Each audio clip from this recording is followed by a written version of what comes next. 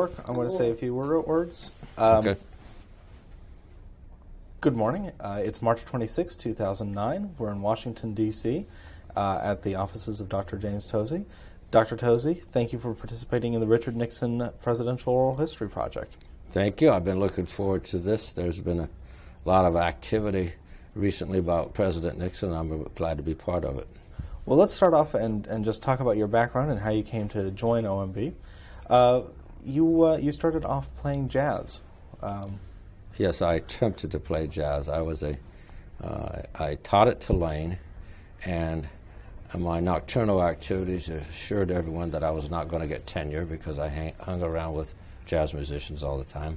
I played occasionally, tried to play, and it was the considered opinion of a number of audiences that maybe I better look for other work. So I left jazz and had signed up for the Army during Vietnam, and I ended up in Washington and never left.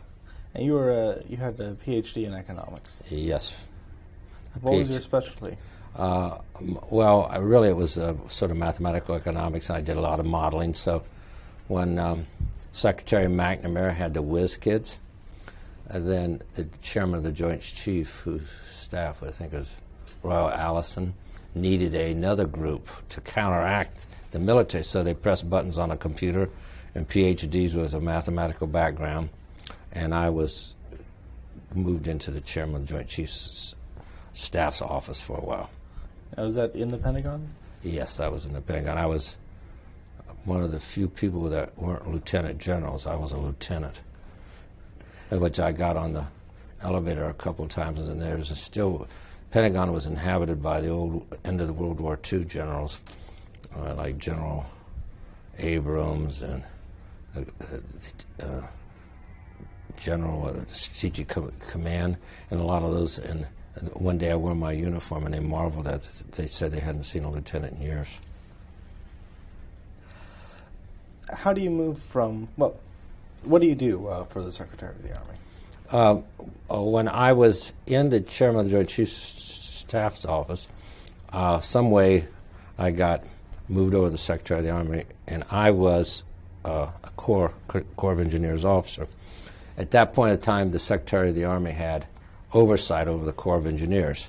So I was a staff person that reviewed the Corps of Engineers projects and analyses, and I was transferred to that office to oversee the Corps of Engineers programs. Do you work on anything involving the Mississippi? Well, I was really, I'm sort of not a great part of my career, because coming from New Orleans, that I knew somewhat of the problems there, not as dramatic as they had. The Corps had built substantial numbers of levees, but it was sort of known if we ever got a big storm on the lakeside, we had a problem, and there's a lot of issues why that came up. In retrospect, even though I worked for everyone, it might have been better that I spent more time taking care of my hometown than I did, retrospectively. When do you move over from the Pentagon to OMB? Mm-hmm. Well, that's interesting, and that's how I got this job. I was in the Secretary of the Army's office, and being a young, brash lieutenant, there was a fellow that worked with me. I was the head of a group called the Systems Analysis Group. And there was a fellow, and I, having come from academia, we had a visiting professor that worked for us every year. And there was a guy named Alan Schmidt, who's still alive. And he came up with the idea one day. He says, "You know, Jim, we review all the Corps of Engineers projects, but we ought to review their quote-unquote regulations." And remember, this was before EPA, OSHA. This was 50 years ago. And I said, "What do you mean by their regulations?" And then I looked into it, and I found out the Corps had a huge impact on economic activity because they issued regulations of where you would locate in the floodplain, when the dams would have a lot more water for recreation versus flood control. So I started reviewing the regs, and I said, wow. So from a management standpoint, I came up with the idea that maybe we should review the regulations of the Corps before they went out. Well, there was a little difference. I worked for the Secretary, and there was the Corps of Engineers, a three-star general. In those days, 50 years ago, the Corps was extremely well-wired. Well, it was explained to me by a bazillion lawyers that the statutes gave the Corps of Engineers, the chief of engineers authority, not us. And I said, well, he works for my boss. Why can't I review him? Well, that was a long fight. There was a guy named Robert Jordan, who was his general counsel. And it came down to, I agree that Stan Reeser, who was the Secretary of the Army, was going to, in essence, relieve the Corps of Engineers chief if we didn't review their regs. But I have to say I won the battle and lost the war.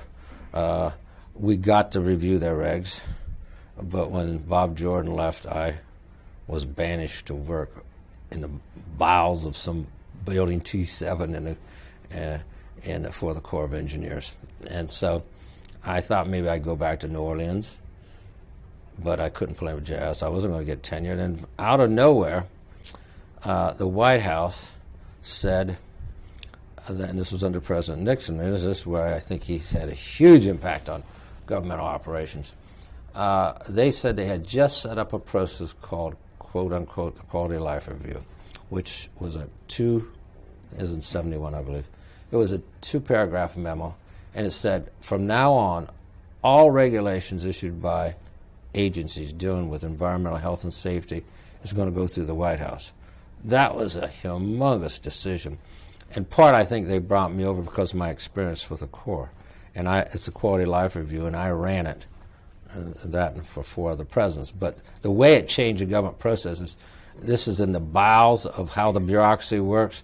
But even to this day, today is March of 2009, President Obama came in, and he has a big, big effort to review whether OMB should keep that authority. So it's 40 or 50 years later, and what President Nixon put in place is still in place, but still extremely controversial. Some of our viewers, some of the people using this interview, may not understand what it is that OMB does, how it is that OMB itself, having OMB instead of Bureau of the Budget, changed the bureaucracy. Can you talk a little bit about that, and then we'll get into some more of the details? Yeah, well, OMB and its predecessor was Bureau of the Budget, okay? It's sort of the central policy staff arm of the presidency. And it's staffed by career people. There's a few political people. And they are known to do several functions for years. The first thing is no agency can send a budget request to Congress unless OMB approves it. That is a power given to them in the Budget and Accounting Act, probably in the 20s. So they were known as the budget people. Then, as time developed, it was clear that no agency could send a legislative proposal to the Congress unless OMB approved it. So OMB controlled all the budgets of the executive branch, and Congress appropriated, but once they appropriate, and all legislative proposals, okay? What came about then, when President Nixon came in essence, in my view, not his views, in essence, they said the good news are we're going to sign more environmental legislation than any president in recent times. And but the bad news, we're not going to give the agencies unparalleled power to issue these regulations unless there's some central review. And that central review of regulations by OMB, in addition to the budget and legislation, was the third portion of the triangle that OMB has. And it's been it's a central system of also review of regulations of the government. And President Nixon started that process. It goes by different names now, but he started it. Again, just some basic questions to lay the groundwork here. What's the impact of a regulation? What's the difference between a regulation and a law? How does the process work? Oh, yeah, that's a very good point, because it reminds me of when Al Schmidt told me, Jim, we're going to review regulations. I wonder what they were, okay? Basically, the Congress will pass a law, and it'll tell the Environmental Protection Agency, we want you to clean up the air. But that broad statutory mandate has to be put into actions that really make people clean up the air. And when you go from a statute to directives to companies and firms, they're called regulations.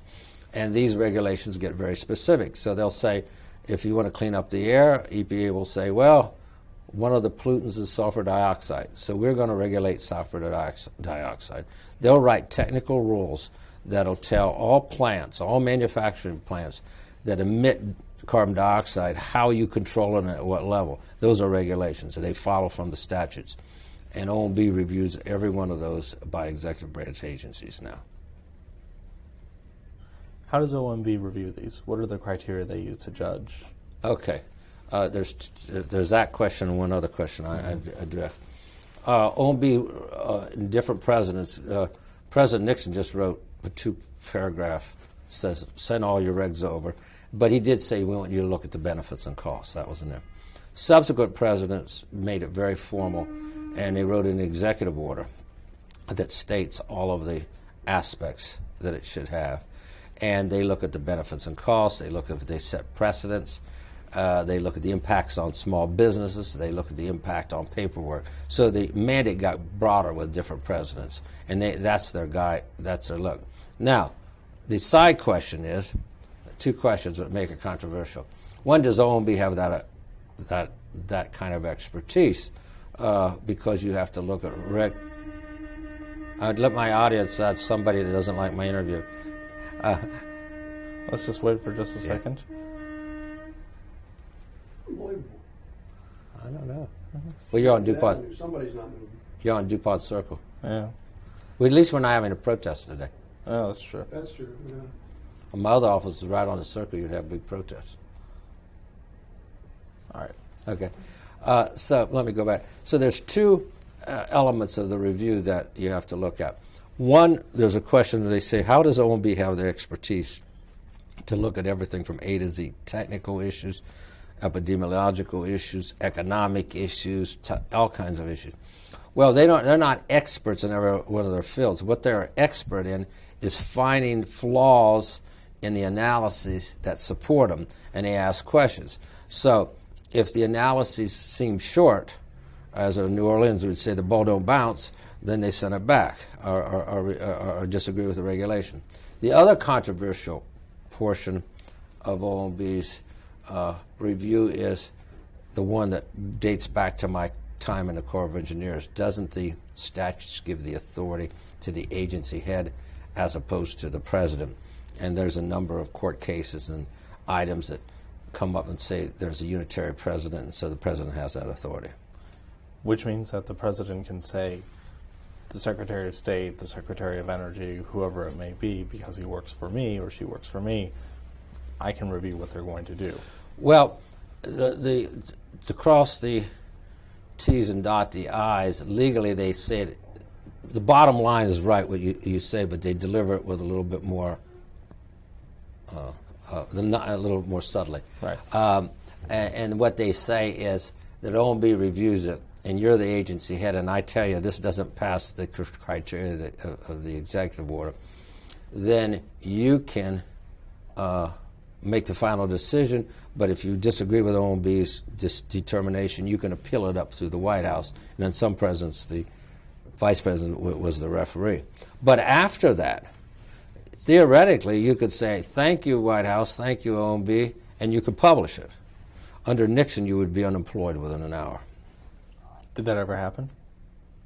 Came close. You know, and I was a part of the immediate staff, but I understood that a number of times when President Nixon appointed you, at the same time you had a resignation letter in the personnel office. And so under Nixon, that didn't happen. And other presidents, by and large, if OMB said it, you could appeal it. And theoretically, you have the tickets to the Federal Register. You could issue it, but very rarely, very rarely. How does OMB work inside? I'm thinking this is the early days of OMB. The Ash Commission has set it up. Roy Ash is the first director, I believe. Right. You've got new, very high-powered people coming in, folks like Cap Weinberger, Paul O'Neill. How are you building basically what is to be a new agency, a new aspect of, I think Richard Nathan has called it the administrative presidency? Well, on the budget side, I don't think it was a big change because it was BOB. Okay. Right. Then there was a legislative review. It hasn't changed, but there was 2 sides that did change. I don't like to necessarily call the regulatory review section as part of the management side, but I guess institutionally it is. But they did 2 things, and Fred Malek was involved too. They put up high a very substantial emphasis on be sure the government was managed right. And that was a big change. They would put management by objectives, and they look at systems of how the government works. And they would assess not only the accuracy and how well the government programs generated benefits and costs, but how well they were managed. I wasn't part of that. Now, on the other part, on the regulation part, I was a key staff guy that ran it. And that was, as I said, that was a very big change. I think it caught Washington sort of by surprise. A number of industries and NGOs that were used to living with the agencies and getting their own way found a new group involved, and a group that had the support of the president. So it was a big shock for a lot of people. Shock for me, too, when I was sued a number of times. Yeah. Well, let's talk a little bit about the implications of this.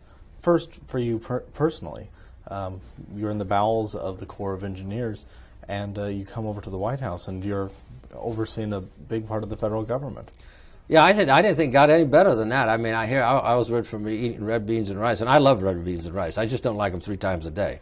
And I went from red beans and rice in New Orleans to walking through the White House, and I said it just is getting better in that particular, whatever age I was, in my early 30s by that time. I thought it was unbelievable. I had always had the impression that I was going to go back to New Orleans and teach at Tulane, where I left. I was on the faculty. Low on the faculty, but I was on the faculty. So I got into this, and I said, wow, this is really great, particularly if you could start this process. And what happened was, under Nixon, it was just environmental health and safety regs. As being a good bureaucrat, I wanted, like President Johnson said about helicopters, are all his. I wanted all the regulations of the government to go through me, okay? I was a good, honest bureaucrat, okay? So I made a commitment that I was going to work on that. Now, and I worked, and I'm not overstating it, I worked 6 days a week, 12, 14 hours a day, and half a day Sunday, at a high personal cost. My cost, I didn't know my children until I left OMB. And if you work those hours, you're not a very good parent. Thank God my wife was a good parent. But I made a single commitment. I was going to get this government-wide, and I was going to get it done with statutory authority, with a law passed. And it took 20 years, and it was a great period. As soon as President Reagan signed the executive order, and President Carter, months before, signed a law that gave my office statutory authority, I was mid-40s.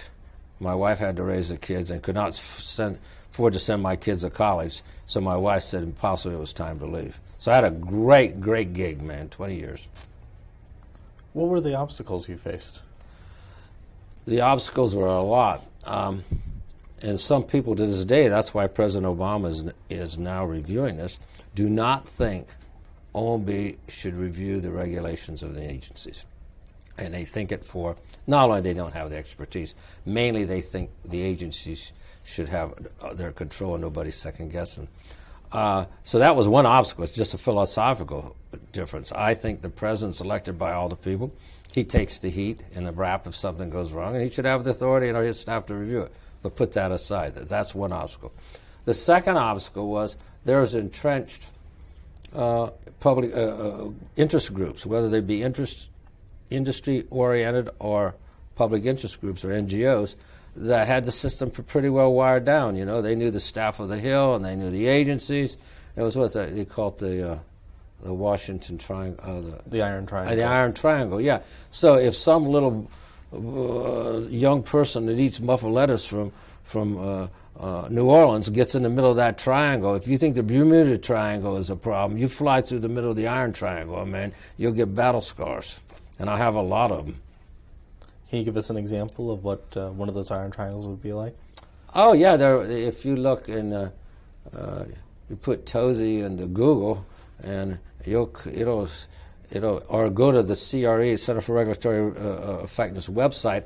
I cataloged from all these years most of the press articles. Now, unfortunately, 90% of the press articles are negative. Okay, but they show the historical dimensions.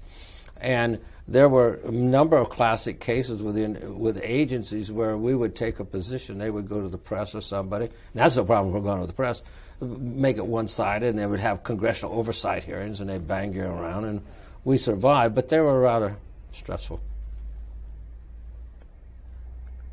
Did the White House staff, distinct from the OMB staff, did the White House staff, President Nixon had lots of ideas, and his staff had lots of ideas about reorganizing the executive branch, super cabinet, the new federalism, running programs from the White House.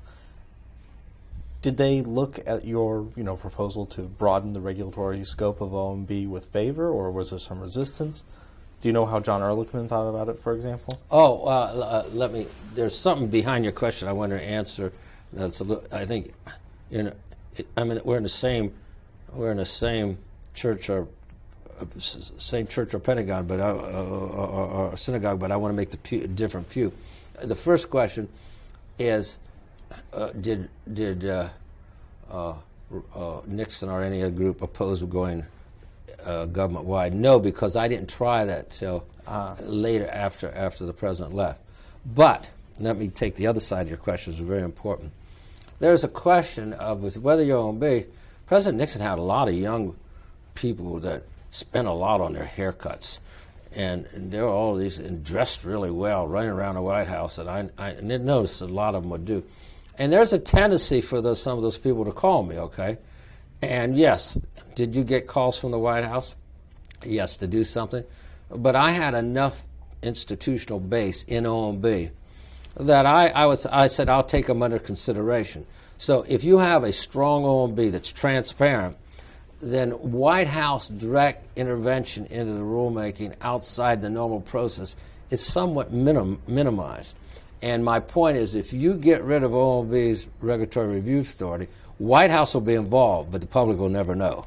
And if you have it in OMB where it's transparent, you make a couple people like me and my boss accountable, subject to press interviews, subject to oversight by the you know where the action is. You get rid of that, there's always will be White House intervention in rulemaking. The question is whether it's going to be transparent. If you put it in OMB, it's transparent. If you don't have it there, it's not transparent. A little bit more like the Sherman-Adams type of deal. Yeah, but I don't wear fur coats. Of course, no one offered me either, I'd think.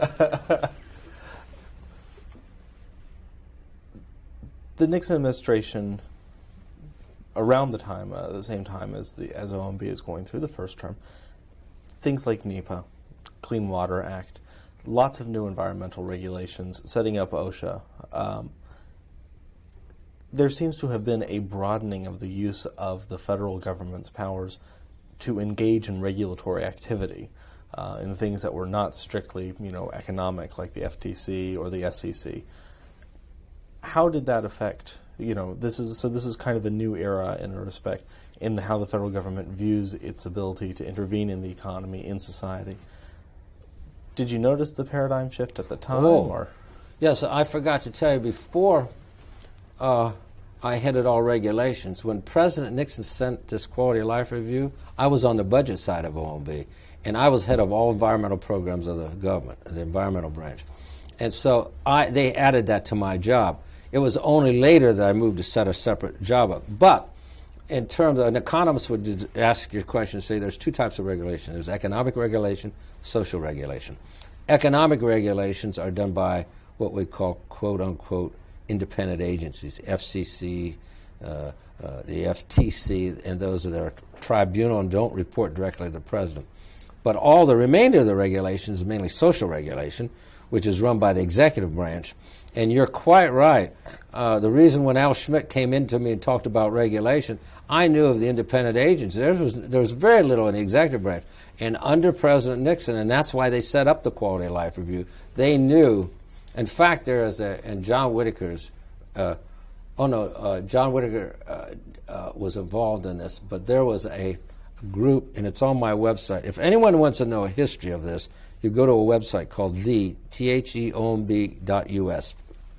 I've laid all the papers from Lyndon Johnson all the way through now on my website, all the internal deliberations the public can read. And that site is used very heavily by scholars.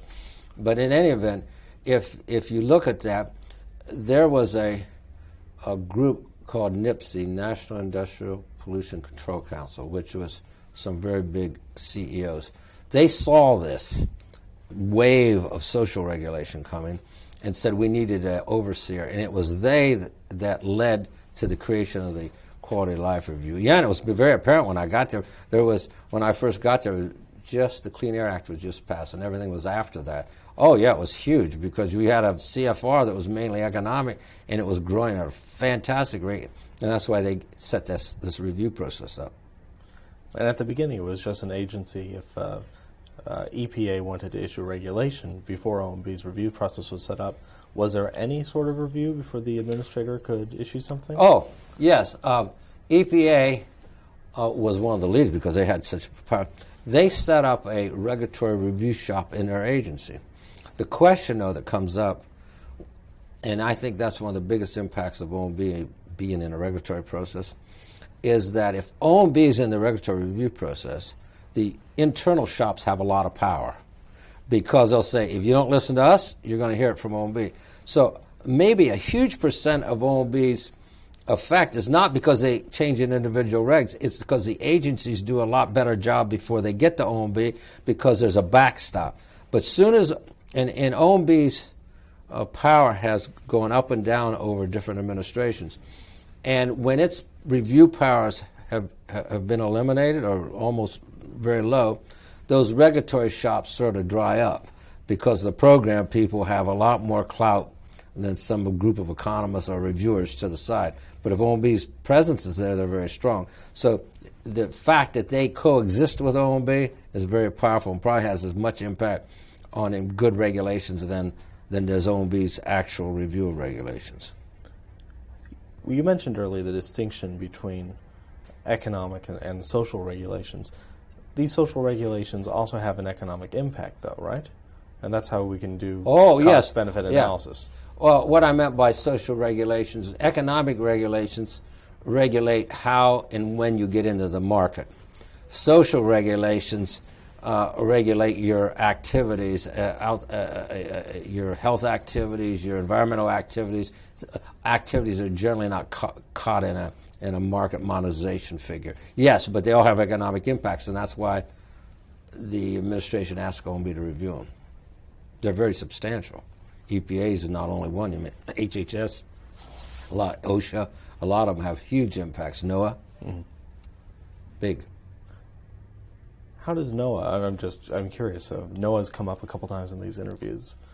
NOAA is a very, very important agency. We should mention we're talking about the National Oceanographic and Atmospheric Administration. Yeah, I'm glad he said it. You said it right. They're a very important agency.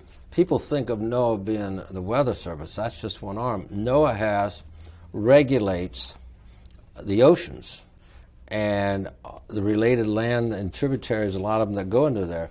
And so, for example, if you want to have any activity in the oceans one of the big issues is energy development, okay? They're there. They have coastal zone management plans if you move from the oceans into certain river bodies. So they have a very large regulatory program. And by and large, do a pretty good job, too. Let's go back to OMB itself. Who are some of the people that you work with? Oh, when I first started, Bill Morrill was the political boss, but my career federal employee boss was Don Crable. And then Roy Ash was the director of OMB. I forget when Fred was there. Fred Malik was very big at that time. I worked with them. And then I worked a lot with the White House staff, was John Whitaker and Dick Fairbanks. That was during Nixon's time. What was the atmosphere like in the early days? In the early days of Nixon, it was uplifting. It was very smart people, very not only smart but well-focused and well-defined objectives that they wanted to accomplish, very professional, and things moved. I mean, it was really a go-go place. I mean, it was just exhilarating to go to work. I mean, there was always something happening, something big, and they were moving in the right direction, and the government was becoming a lot more efficient in my mind. Did that change at all over the next couple of years? I'm thinking, of course, toward the end. We'll talk about the 73-74 period in quite a bit more detail, but... Well, after the President Nixon left, and we had a sort of change of a group, but eventually, when President Ford took over, from the regulatory standpoint, it didn't change too much because we had actions in place. And in retrospect, I thought, OMB derives its power from the president, and I thought maybe there would be, because of the Watergate, that would have diminished of our authority, and that's a long time ago. It might have diminished slightly for a slight period of time, but no, our ability to work with the agencies and do it didn't change at all, hardly at all. Was there any difference from Roy Ash, to George Shultz when George Shultz comes in? Not too much, no. The regulatory review process was well embedded, and it became more and more institutionalized by that time. We had appeals that would take place, but not much. It was pretty consistent through the entire Nixon-Ford administrations. Let's talk a little bit about 1972, because this is the first election in which there's an OMB process. It's also an election in which President Nixon is running, at least in part, on the success, or the establishment at least, of things like the Environmental Protection Agency, EPA. Were there any greater political pressures? I know before you said you felt insulated, but did you notice anything in 72? Was there a sense that there was more at stake, or? Oh, you mean on the environment? Mm-hmm. I think there was a very sensitivity that with or without the president, the Congress was also moving. There were, we had Clean Water, even the Noise Act. We had toxic substances and pesticides, and we had a number of statutes that were passed, and that they were moving on the Hill. I think there was a little bit of, not a political, and there might have been because I was talking to the White House staff, there was a concern that when you put all those together, that they could have a pretty heavy drag on the economy. And so that gave a lot of impetus to support for our office, the review regs. This is happening at the same time that the administration, phase 1 and phase 2, we can talk about regulation, but this is direct government intervention in terms of, price controls, wage controls, everything else that's going on. Oh, you have to have my secretary tell them. Yeah, because she already told him what. Just start here. Yeah, he talks loud at me. He's a legend in his own mind. Hey, you don't have that machine on, do you? Still warm. Let's go ahead and take it off for a second. Of the regulatory state, and because OMB is kind of set up to deal with a different class of problems than is going on with phase 1 and phase 2.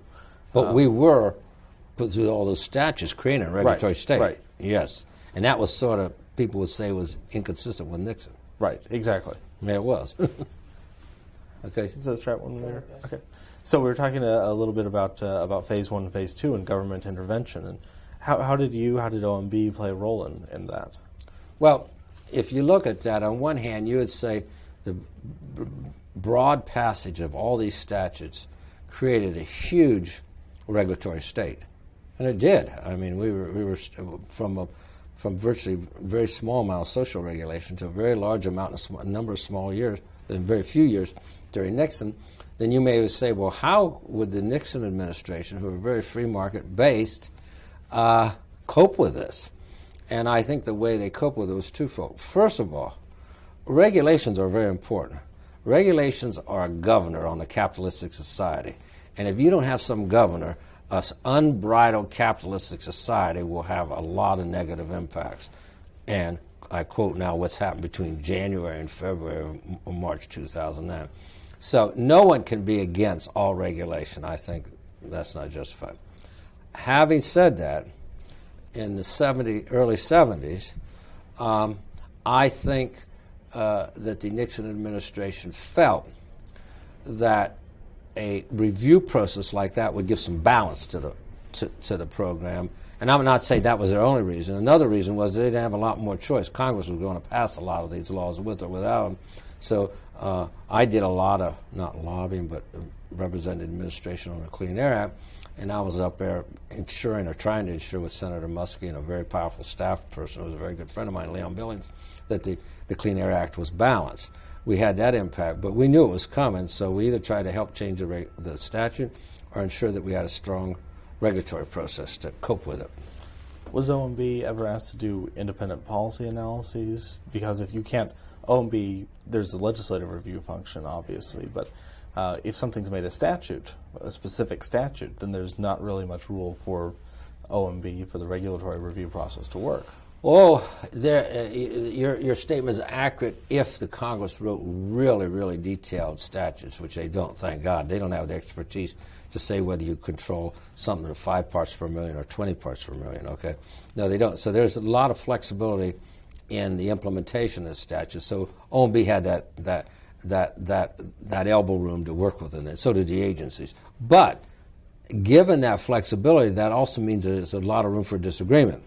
And that's where OMB and the agencies a lot of time disagreeing. We'd have to elevate it up to the White House, where OMB would give one position and the agencies another, and then a decision be made. Do you have any examples of those? Yes, I have a number of them, but I can tell you some. I don't want to listen to all the names because, you know, your cameramen have long memories. What I want to talk about is, there was one. It was a phase out of lead and gasoline. Now, OMB did not take issue with the science that you should remove lead from gas because lead has a lot of serious impacts. But EPA's initial proposals were, in my mind, so drastic that they would have had, depending what year that was in and where we were in and what part and which energy crisis and which energy problem we had, an untold impact on refining capacity. And so our views was we should phase it. Now, I don't mean phase it out over 20 years. I think the phase-out period came down to be 3 years or so, okay?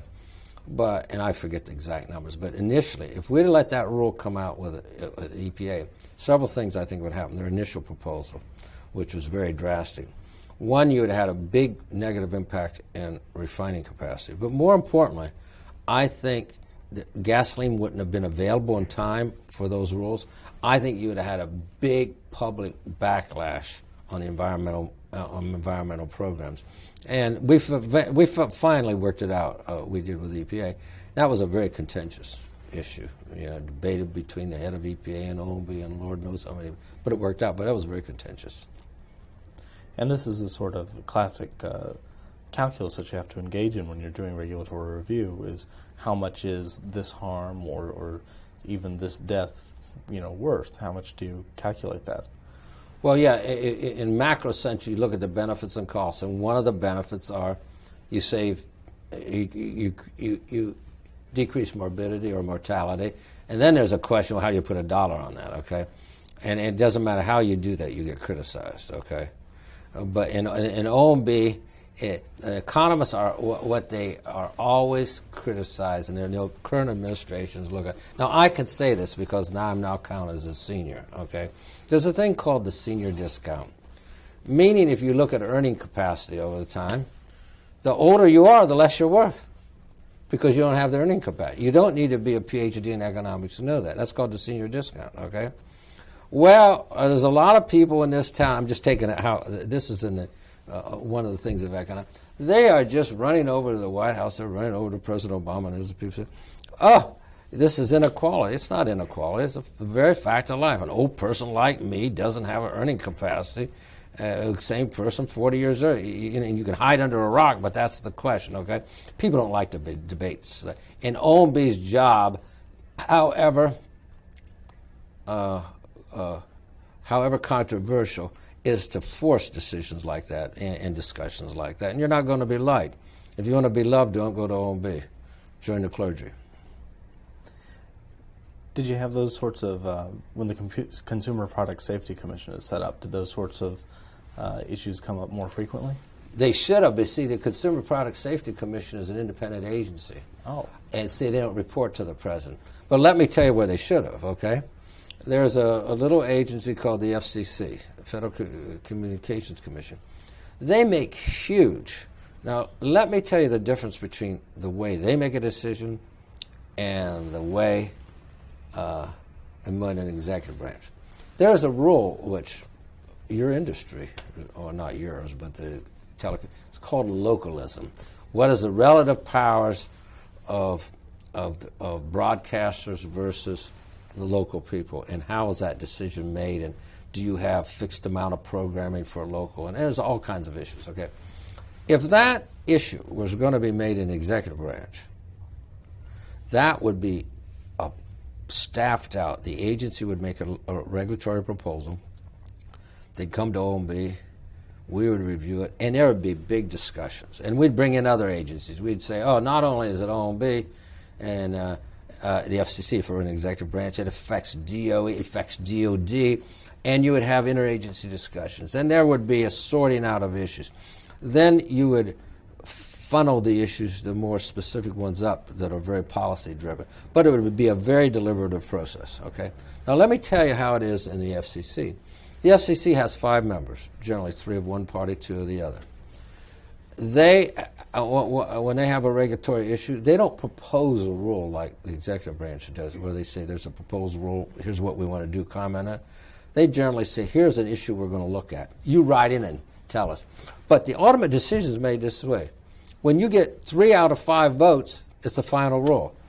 And there's not that give and take. There's all kind of ex parte things that they can not talk to each other, so many. It's not a deliberative approach. And when you get 3 people making that 3 votes, that rule goes up. Completely different from the executive branch. Now, President Obama is reviewing OMB's power, and he's asked for public comments. And my institution, Center for Regulatory Effectiveness, wrote a letter, and we said that the independent agency's regs should be subject to OMB review. So instead of making OMB's review powers less, we're recommending they expand it.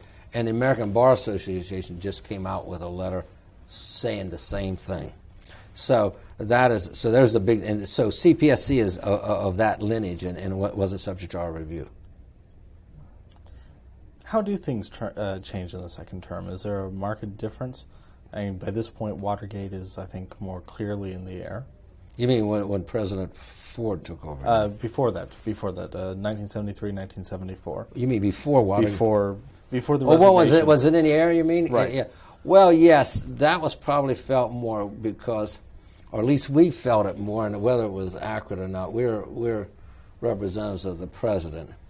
And when the president starts to get weakened, we get weakened at OMB. Now, how much of that we thought, how much it was on our mind, yes. And it might have been, in some instances, an accurate statement. Some agencies might have said, because it happens at the end of every term. You know, the last 60 days, they call midnight regulations, where everyone dumps all the regulations in them, or tries to. There was a degree of that. But I think after President Ford came in, I think he was so good and so accepted, it sort of, if there was a problem, it sort of bounced back to where we were. Did President Nixon's resignation have any real impact on the functioning of OMB? Well, I can't really answer that because OMB has the budget side who dealt with the Hill. On the regulatory side? On the regulatory side, not much, no. Because it had a little downward right during all the hearings and stuff. But as soon as President Ford came in and his staff came in, it might have been, but it was minimal on the reg side. But I can't speak on the budget and all their dealings with the Congress. Not on our side, no, not too much. Now, were you career at this point? Oh yeah, I've been career all my life except when President Carter came in, who's just a wonderful man. His staff made me under the senior executives a career person, a non-career job, which means they could boot you out in a second. Right. Kept me honest. Yeah, that was good. Right. Yeah. President Carter, by the way, did a lot for regulatory reform. Well, let's talk about this, because you were an OMB under 4 presidents, right? The government 5, OMB 4, right. Right. Tell us a little bit about how President Carter approached the OMB. Well, that is a very insightful question. Burt Lance, a friend of mine, was becoming the director of OMB. And during the presidential election, OMB's review of regulations was not a Tier 1 issue, but it was a Tier 2 or Tier 3. It was in, and public interest groups or NGOs felt that they now had a chance to get rid of it. So there was a push to get rid of it. But President Carter really had some big impacts. Here's what happened. The EPA pulled out of the regulatory review process unilaterally the last day of the administration. They said, we're not living by this anymore. Well, they were leaving anyway, one of the political point. So when President Carter came in, there was no OMB review. It just changed overnight. And me still saying, well, golly, I worked all those years to get it going. I was ready to move it. And I said, well, I'm leaving the government. I said, I spent half of the best years of my life. And then I thought about it, well, I'll stick around. And Burt Lance came in, and Jim McIntyre was his deputy. And so there was not me, there was another part of OMB on the management side, said, what we'll do, and a guy named, a very talented individual called Stanley Morris, said, we will not review individual regs, they started off. What we'll do is write executive orders telling agencies how to write regs. So they went from a big policy area. But then I had I was ahead of the budget portion that reviewed regs. We weren't doing it anymore. But by a number of things, we started what we called the Regulatory Analysis Review Group, which meant that OMB and CEA would chair interagency reviews of regulations, but after they were proposed, not before that, of a select number. Well, that got us back in the reg business. But the big thing that happened under Carter, and President Carter does not get very much credit for regulatory review, is that I really wanted to get my office anchored in legislation with us, and we never had that under President Nixon or President Ford. So there was a thing called the Paperwork Reduction Act, where OMB gets to review all the paperwork. And so I don't think I lobbied, but I was like the spokesman. And I knew everyone from Johnson administration up, and I really spent a lot of time on that, getting that bill passed. And it put our office in a statutory base. But it also gave us the right to review the paperwork of the independent agencies, which was a big thing.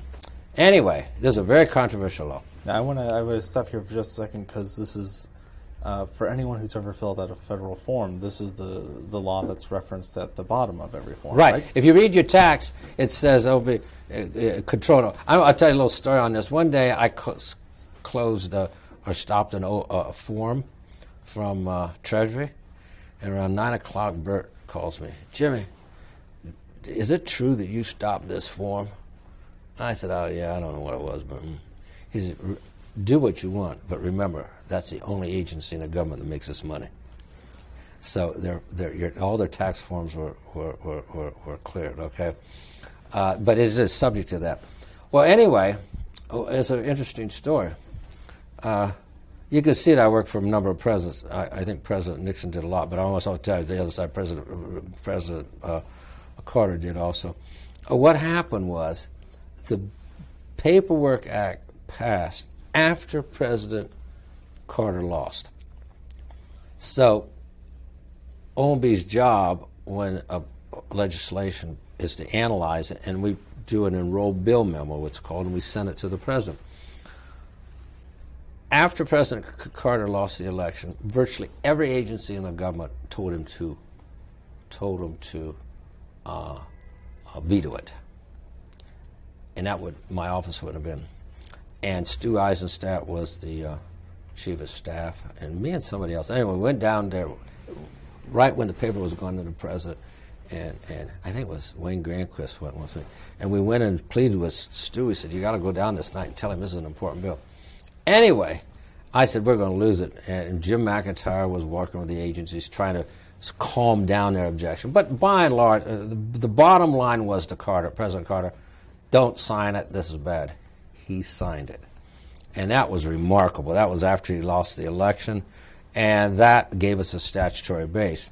So when President Reagan came in, he issued an executive order that said all regulations of the executive branch came over. But if it weren't for Carter, it wasn't for President Carter signing that, and for President Nixon having all the staff capability to do it, we'd have fallen on our nose. And President Reagan signed the executive order within 30 days. Why? Because we knew if we waited much longer, we couldn't get it passed. And then, so that was it. That was about 20 years of my life, so it was time to move on. But Carter played a big role in that. And you leave as, what was your title when you left? Well, under President, my best title was under President Carter. I was assistant director of OMB. That was a nice title, coming from eating red beans and rice. And then at the end, we set this new office up, Office of Information and Regulatory Affairs, which I can tell you an interesting story about that.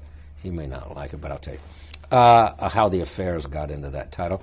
But then I was the deputy, and Jim Miller was the chief. But you can see how Washington's connected. You know the term affairs got in there?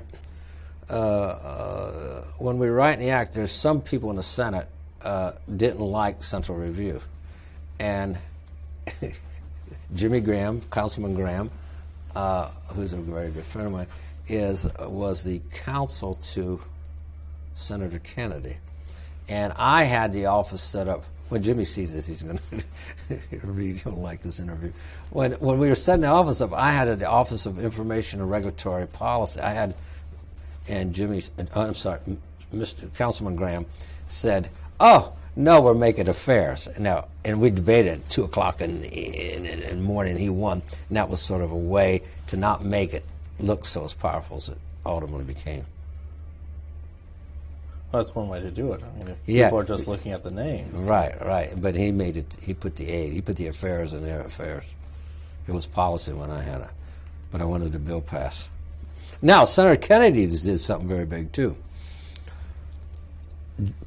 Jim Graham was on Senator Kennedy's staff, or really someone. And when we wanted the bill to apply to the independent agencies, that is a big thing because Congress thinks they own them. And what we set up, we said, Senator Kennedy agreed to this, where we compromised is that OMB would review not the regs, the paperwork of independent agencies, but the commissions, any commission, if they had a majority vote, could overturn OMB's disapproval. Well, that's a very hard thing to get. So that was a contribution that Senator Kennedy made to this, which I thought was very substantial. Now, what's the upshot? I'm just because the agencies obviously did not like the idea that OMB would be reviewing anything. What's the concrete outcome of having OMB review of forms? Are they sent back for, what would trigger, Well, yeah. Now, OMB reviews two different things. We're talking about forms that you have to fill out, as opposed to regs. Right. Well, here's what we think or hope it is. Okay, and different people get different views. If you're in an agency and you want information, there's two ways you can get it. You can pay for it, hire a contractor, it costs you money, or you can get it free by saying this law requires it and you have to pass it out. If you're a small businessman, there is nothing worse, and it's not just a pain. It breaks. I saw a small nursery I used to go to that a couple of people ran the nursery. The paperwork, the accounting, the tax forms got so big, they just folded, okay? So to a small business particularly, not only an individual, a lot of paperwork is huge. It's a cancer that stops small business. So what is our role? We hope if you're in a federal agency, you don't have the money, you would just send out forms. You get all this data free, and you do it. So there's an incentive. If I were an agency too, I would want to get it free, okay? So OMB's job is to cut those forms down, and we do. Now, the question is, and I can't answer this, I used to get hauled up to the Hill and the oversight here, and they say, yeah, you're doing this and you're cutting this, but it's growing faster than you're cutting, Tozzi. It's getting worse. And different people have different views. My father said it was good I got out of the budget side because when I was in the government, the deficit of the United States government, he was born in Europe, and he felt that I wasn't doing a very good job because every year I worked for the administration, the deficit went up. He was wondering why I wasn't getting paid.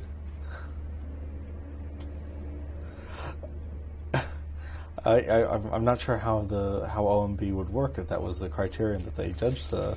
Well, yeah, that is an insightful question now because I remember when President Carter left, and it was Jim McIntyre said, he said, I'm so worried that we're going to have the biggest deficit everyone leaving. It was chump change. I forget it wasn't a bill. It was some small amount of money, okay?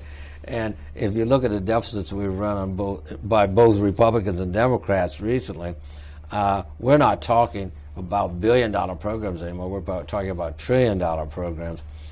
And I would have to say that OMB's had some help in creating those deficits. I don't think the career staff was quite, and I'm not saying you don't need a stimulus package, but these numbers are staggering, yes. No matter how you look at it, they are very large numbers. These are large numbers. Could you have had, or what would have been different? This is a broader question. What would have been different over the last, we're now talking 35, almost 40 years, had you had something like EPA, OSHA, the same sorts of social regulatory agencies in the executive branch, but without OMB regulatory review? Well, if you take the start of the regulatory review starting in 71, that'd be 29, that'd be 38 years, right? Almost 40 years. I think in some agencies, the real small ones, where OMB doesn't spend a lot of time, it's questionable what happened. But I think in some of the areas, when they really started to act, I think there's a chance. Do I know for sure? No. But like I saw in lead and gas, I think you'd had a big backlash. I think some of those areas that the public would have reacted very strongly, and you might have had a diminution of the whole regulatory state, which I don't think would have been good. Also, agencies like to have OMB many times in the regulatory review process because if a reg doesn't come quite as tight as some advocate group wants, you say, OMB did it. And that's not bad. That's par for the course. Can I prove what I said? No, but I'll know this. Whether it came down, the American people would have had a lot higher regulatory bill than they have now, that for sure. It seems that one of the themes of the Nixon administration, when it came to these sorts of regulations, was trying to make explicit the costs of things that people hadn't really considered. And I'm also thinking here of Milton Friedman and the all-volunteer army, which he characterized as a tax. Oh, he did characterize it as a tax, and that is a sort of a sensitive issue. I don't think I have much feeling one way or the other on particular regulation, but that one I do. I was in the Secretary of the Army's office before I went to OMB when we came up with the voluntary draft, okay? I thought it was a bad idea then. I think it's a bad idea now, and I think it'll be a bad idea when I go to my grave. I think I'm one of 2 or 3 people that agree with Congressman Rangel that, yes, the most prescriptive of all regulations that you could ever issue in a society is to send a young person to war. Absolutely it's more important and has more impacts than any other regulation. Now, why would a guy like Jim Tozzi, who is supposed to be the deregulator, support the most stringent of regulations. For this reason, as I said, regulations are the governor of a capitalistic society. I served during the Vietnam War, and I think it's everyone's responsibility to put on a uniform, not just the ones that can get deferred. And so I'm adamantly against that. I agree with what Dr. Friedman said, but as a federal government intervention, I'm unabashedly in support of a huge regulation. You get a certain age and you owe time for your country. Yes. You leave OMB and you see the regulatory process from the outside. Does it give you a new perspective on things? Not really. By and large, government employees want to do a good job. And you'll get, even the ones that go a little off the reservation, it's because they're enamored in their job. I want the best environmental protection. I want the best OSHA protection. You don't work for the government to get rich, okay? So people that are really regulating out there are not getting 2% of the gross, okay, year after year, whether the market goes up or goes down, okay? They're out there doing what they think is a good job. Now, sometimes they do it too well, and you need a balancer, not like OMB. So when I'm outside the government, I didn't see it didn't change my perspective. If you know, the key to working with the government is know what their problem is. If you give them a solution, their problem, yours will follow. But if you just go in saying, I have a problem, and you don't understand their problem, then you're going to run into a buzz mill. And the career people know how to buzz, because I was one of them. Is it? We change station. Okay.